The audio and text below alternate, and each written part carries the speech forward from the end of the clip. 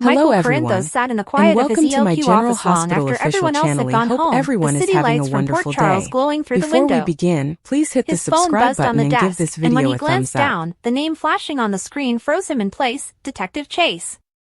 He hadn't expected a call from Harrison Chase tonight. They hadn't talked in weeks, not since the chaos surrounding Willow's recovery had finally settled down.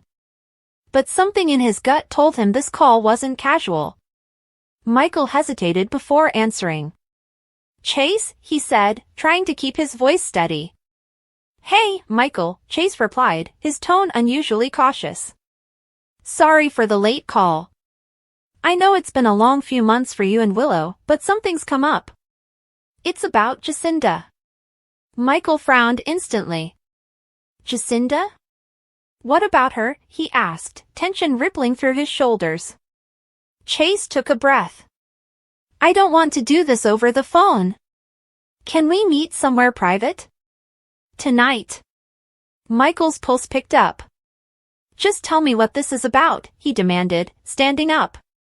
"Is she in trouble?" Chase paused for a long second before answering. "No, she's not in trouble. But you need to hear this from me.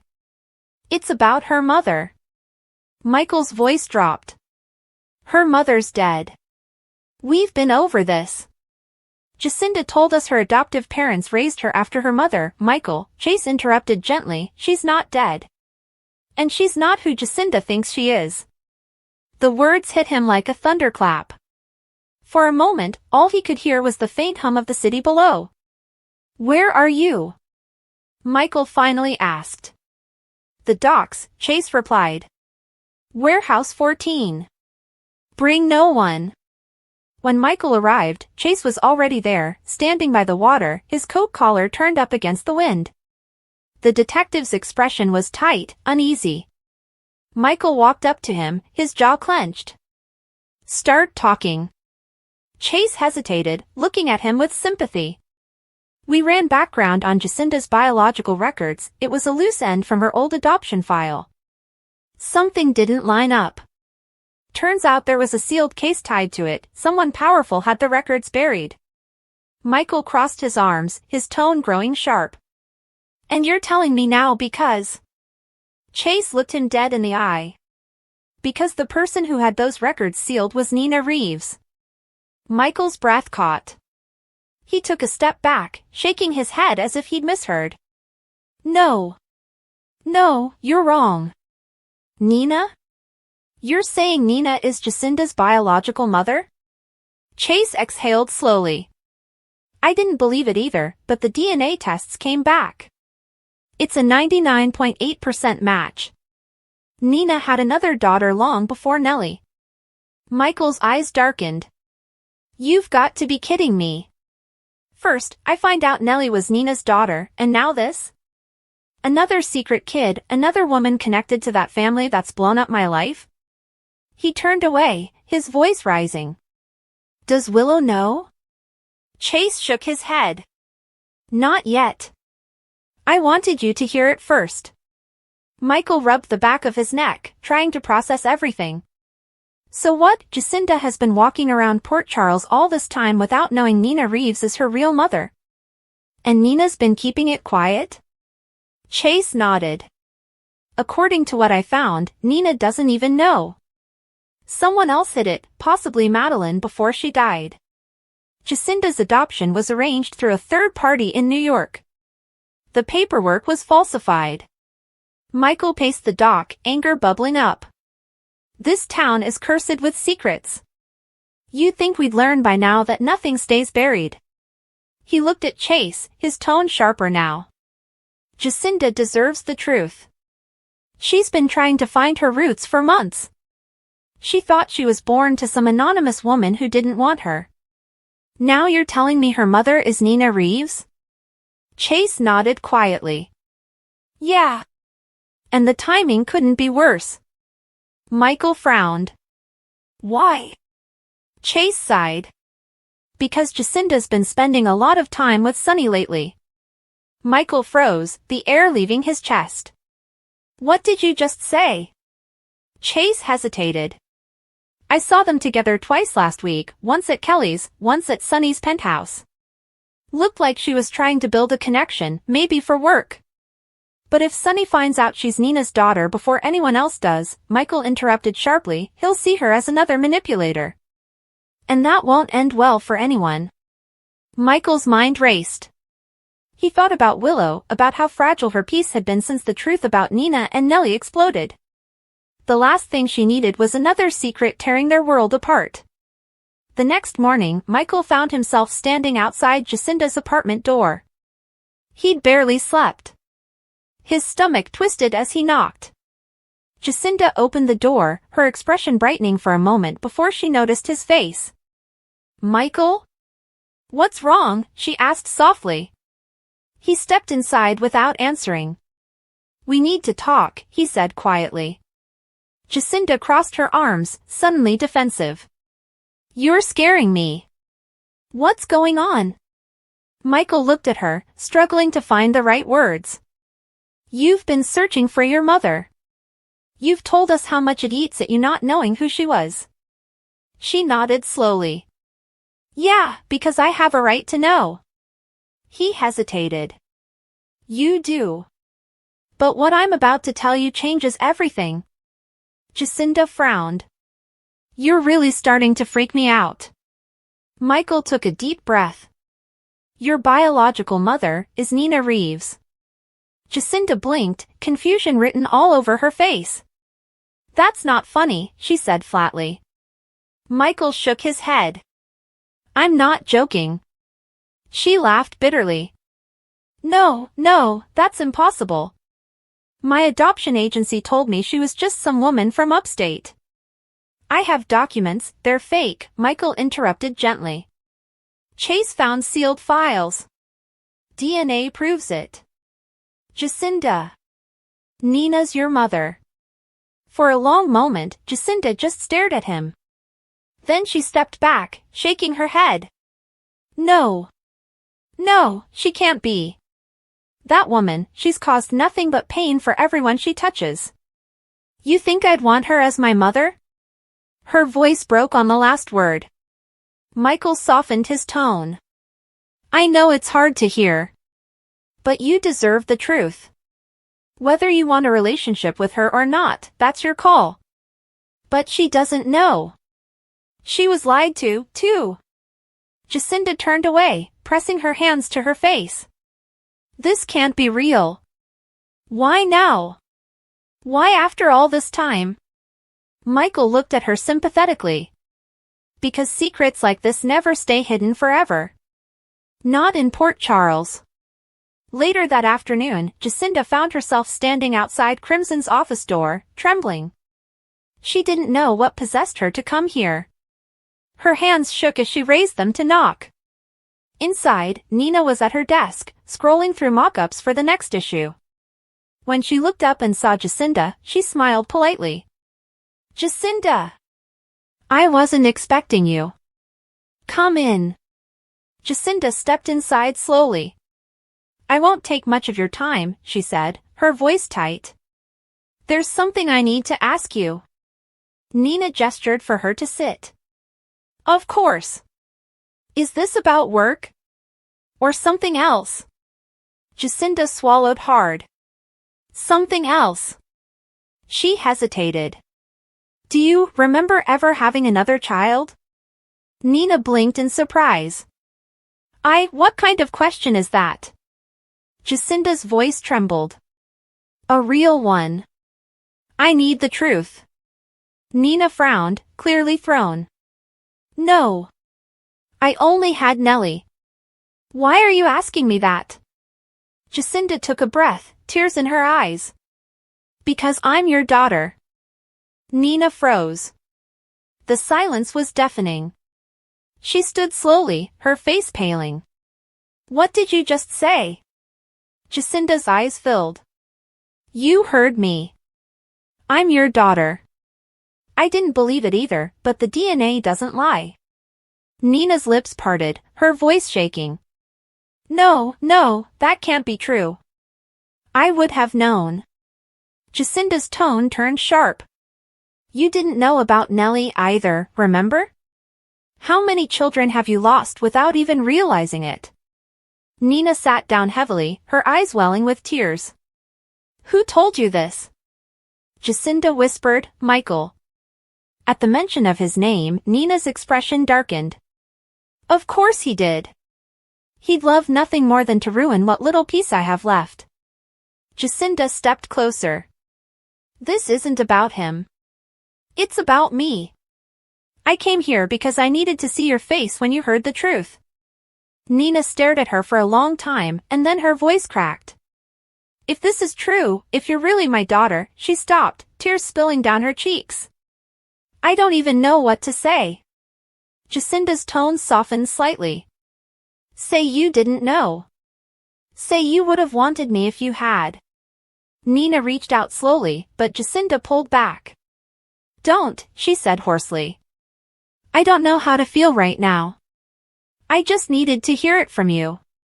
When Jacinda turned to leave, Nina's voice followed her, trembling. Please, don't walk away. If this is real, I need time to make it right. Jacinda didn't answer. She just walked out, tears streaking her face as the elevator doors closed behind her. That evening, Michael sat with Willow at the Quartermain mansion, his hands clasped tightly. He'd told her everything about the DNA, about Jacinda confronting Nina. Willow sat in stunned silence, tears glistening in her eyes. Another secret child, she whispered. Another reason for Nina to be in our lives. Michael reached for her hand. I know. But this time, it's different. Nina didn't know. Jacinda didn't either. Willow shook her head. It doesn't matter. This will destroy any peace we've built. He sighed. I just couldn't keep it from you. I know what it's like to live with secrets like this. Meanwhile, at Crimson, Nina sat in her office long after dark, clutching the DNA results that Chase had quietly confirmed. Her tears blurred the page.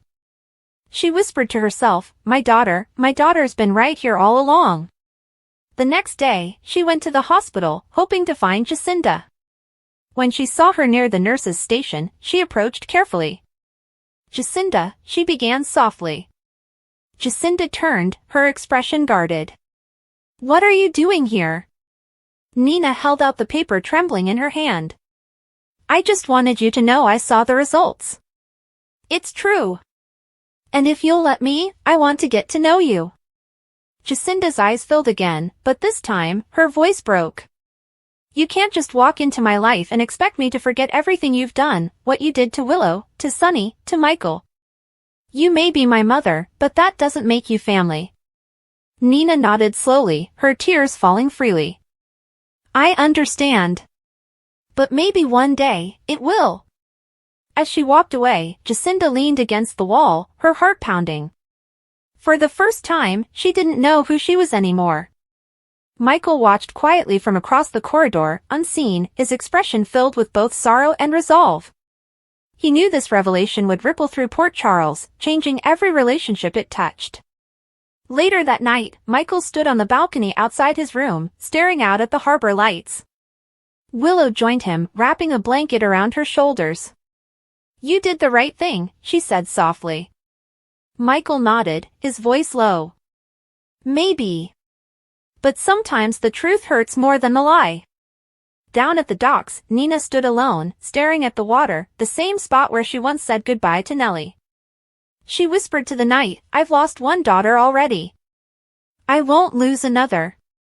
But in Port Charles, nothing ever stayed simple. Secrets had a way of resurfacing, and for Nina, Michael, and Jacinda, this was only the beginning of another storm that no one could stop, ChatGPT said. Michael's world turned upside down when a simple phone call led him to a truth he never expected. It started as an ordinary afternoon at the Quartermain mansion. Michael was reviewing ELQ reports when his phone rang. Mr. Corinthos? This is Dr. Lewis from Fairview Hospital, the voice said. Michael frowned. Yes, that's me. What's this about? The doctor hesitated. You listed yourself as an emergency contact for Jacinda.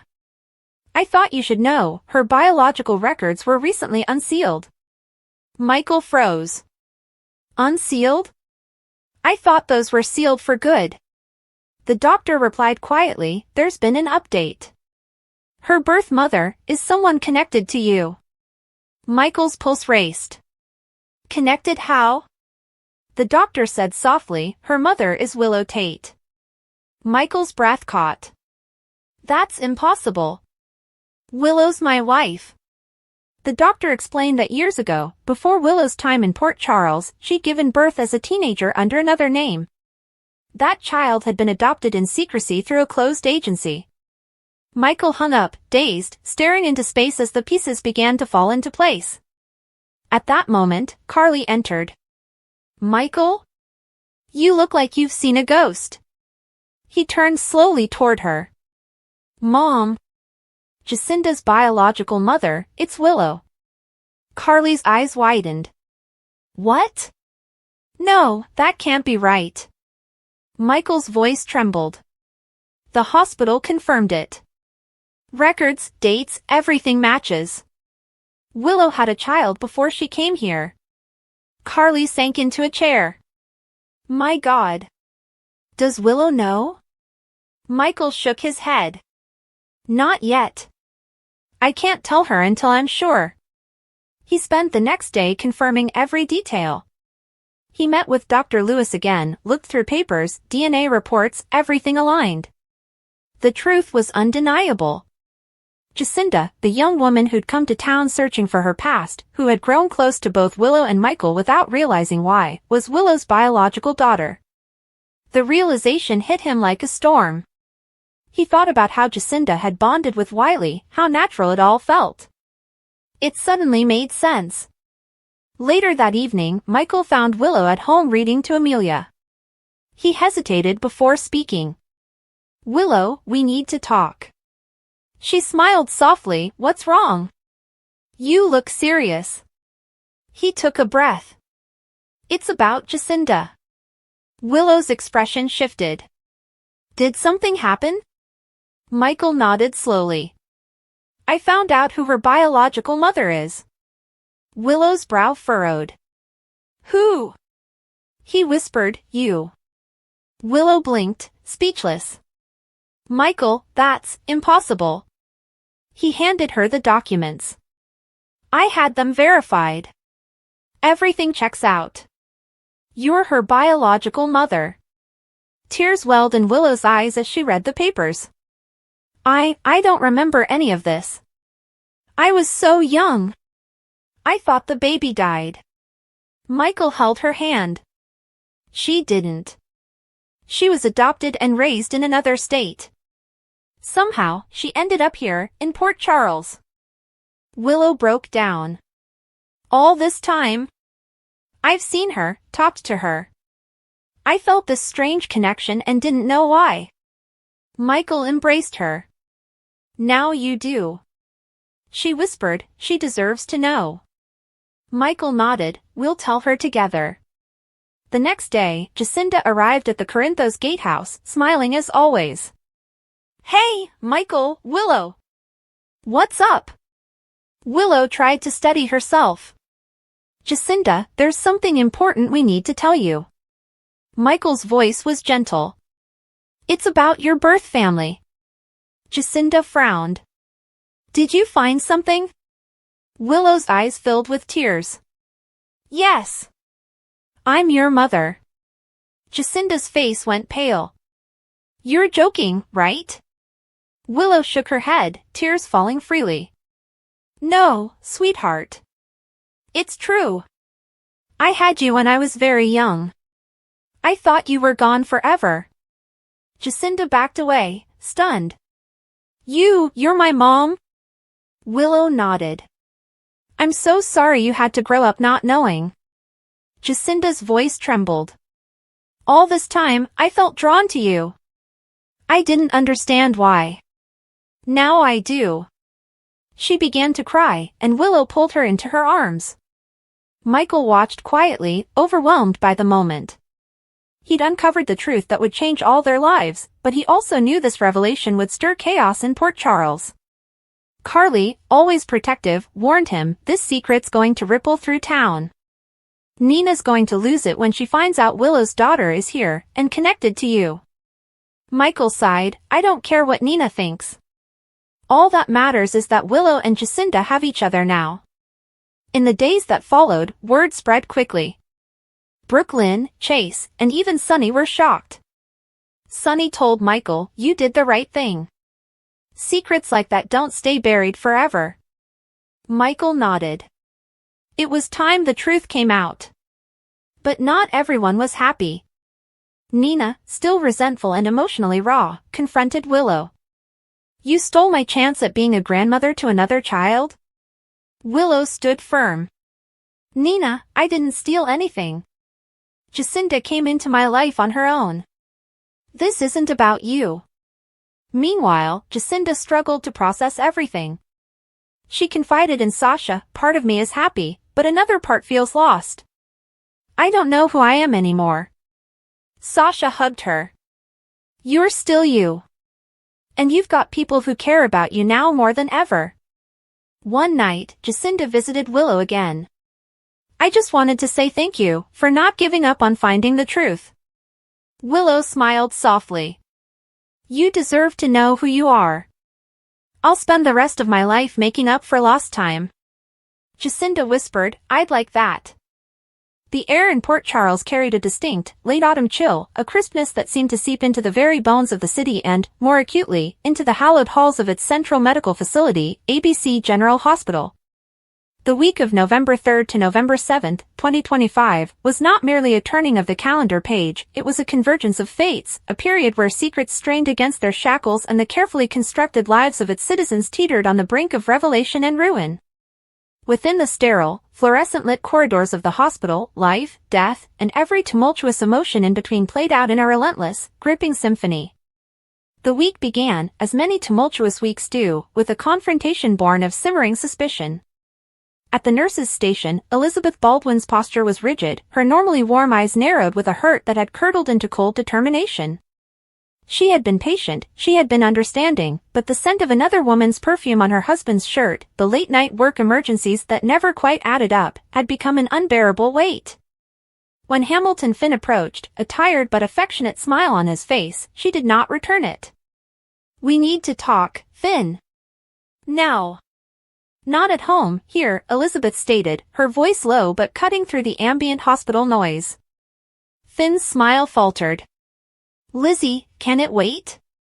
I have a consult in 5. No. It can't. She gestured to the small, empty break room nearby. Reluctantly, he followed her in, the door clicking shut with a note of finality. The conference in Rochester, she began, dispensing with any preamble. You never went, did you? Finn's face, a canvas of exhaustion and guilt, provided the answer before his words could. Lizzie, it's complicated. Complicated? A bitter laugh escaped her. Is that the new term for lying to your wife? For disappearing for 48 hours with no real explanation? I called the hotel, Finn. You never checked in. I called the conference center, your name wasn't on any of the attendee lists. The color drained from Finn's face. He ran a hand through his already disheveled hair. It wasn't what you think. Then tell me what it was. Elizabeth's voice cracked, the professional nurse's composure finally shattering. Because from where I'm standing, it looks an awful lot like you're having an affair. Is it another doctor? A nurse? One of your recovering patients you've grown a little too invested in? No. God, no, Elizabeth. It's nothing like that. He stepped closer, but she recoiled as if burned. I was looking for Violet. The name of his daughter, safe and sound and currently in school, hung in the air between them. Elizabeth stared at him, confusion momentarily overriding her anger. What are you talking about? Violet is fine. Not my Violet. My other daughter, Finn whispered, the confession tearing from him like a physical wound. Reiko. Her name is Reiko. She's a young woman now. Her mother, a woman I knew a lifetime ago, reached out. She's sick, Lizzie. Really sick. And she needed my help. I had to go. I had to see if it was true, if I could. I couldn't tell you because I didn't know how, and I was ashamed, and I was terrified of what it would mean for us. The revelation landed not with a bang, but with a deafening, profound silence. Elizabeth's anger dissipated, replaced by a storm of new emotions, shock, pity, and a fresh, deep-seated hurt that he had borne this burden alone, that he had chosen secrecy over their partnership. The confrontation was over, but a new, more complex and painful chapter had just begun. While one marriage frayed at the edges, another was being tested by the ghosts of its very foundation. At the Metro Court, Carly Spencer, ever the fighter, was preparing for a different kind of battle. Seated across from her lawyer, her expression was one of grim resolve. The threat of Cyrus Renaud, even from behind bars, was a pervasive poison, and she knew his reach was long, his patience short, and his vengeance absolute. "He's making his move," Carly stated, her fingers tracing the rim of her coffee cup. "I can feel it. The anonymous tips to the SEC, the sudden audit of one of my holding companies, it's him. It's all him." Her lawyer, a sharp woman named Claudia, nodded. "It's circumstantial, but the pattern is clear. We need to be proactive, Carly. We can't just wait for him to strike." "Proactive how?" Carly asked, her mind already racing through possibilities, alliances, and counterattacks. "We need leverage," Claudia said. "Something that ties one of his known associates to a crime tangible enough for the DA to press for stricter conditions on Cyrus, maybe even a transfer to a more secure facility. We cut off the head of the snake by isolating it completely." Carly's thoughts immediately went to John Jagger Cates. His history with Cyrus was complicated, fraught with old grudges and a personal vendetta stemming from the harm done to his family. Later that day, she tracked him down at the Port Charles Police Department. "Jagger, I need your help," she said, bypassing any pleasantries. "It's Cyrus." Jagger leaned back in his chair, his gaze assessing. "What's he done now?" "He's orchestrating attacks on my businesses, my reputation. He's trying to destabilize everything I've built from the inside out. You know how he operates. You know the people he uses." Carly's voice was steady, but a flicker of desperation shone in her eyes. "I need names. I need a thread to pull. Help me find it, and we can bury him for good this time." Jagger was silent for a long moment, the weight of his own history with Cyrus evident on his face. He had come to Port Charles seeking a fresh start, but the past, like a persistent shadow, had followed him. "Carly, getting involved with Cyrus Renaud is like playing with nitroglycerin. It's unstable and it's going to blow." "It's already blowing up in my face," she countered. "I'm not asking you to break the law. I'm asking you to help me enforce it. Help me protect the people in this city from that monster." The plea was strategic, appealing to Jagger's core identity as a protector. He finally gave a curt nod. "I'll look into it. Discreetly. But no promises, Carly. You need to be prepared for what we might dig up. It might not just be about you."